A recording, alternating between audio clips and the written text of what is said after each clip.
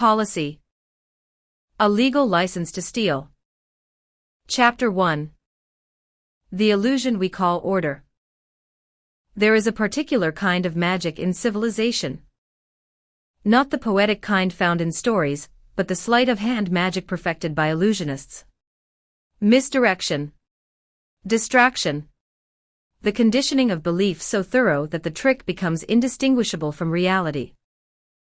The world we live in, globalized, institutionalized, hierarchical, appears as the inevitable outgrowth of human progress. But that inevitability is one of the greatest cons ever sold. What we call civilization is not the natural flowering of peace and reason. It's a mass stitched over conquest, theft, and coercion. The label sewn on reads, order. We are taught to believe that order is a virtue, that it restrains chaos.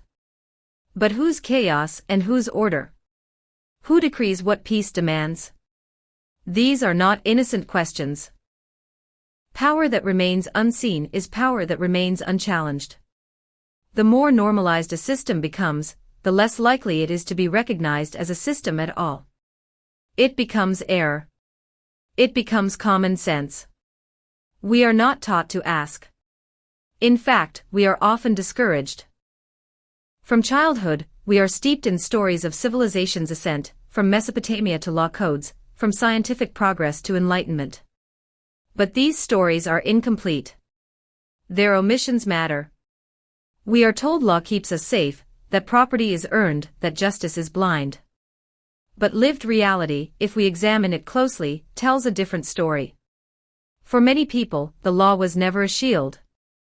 Property always meant dispossession for someone else. Justice is blind only when convenient. Violence doesn't always leave bruises. The most enduring kinds leave no visible scars. They are executed through contracts, courtrooms, permits, and regulatory frameworks. Collateral damage. Economic restructuring. Security measures. The language sanitizes the act. Peace becomes a euphemism for silence. This is not a wild conspiracy theory. It is a routine of power. The banalization of theft. The professionalization of control. To understand how this system took hold, we must dig backward, not just in time, but into the DNA of the institutions we revere. Why now? The cracks in the spell. Something is shifting. For centuries, the illusion held, supported by war, wealth, education, and propaganda. But today, the wires are showing. Mass protests, climate collapse, economic shocks, they are pulling at the seams.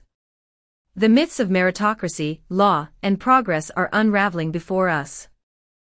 Perhaps, for the first time in centuries, more people are waking to the same question. What if the world isn't broken? What if it's working exactly as it was designed to? The unbroken line of authority stretches deep. Names change, emperors, presidents, CEOs, but the logic remains. Some have the right to command, others the duty to obey. This book is not a rejection of all structure, but a radical reckoning with its design.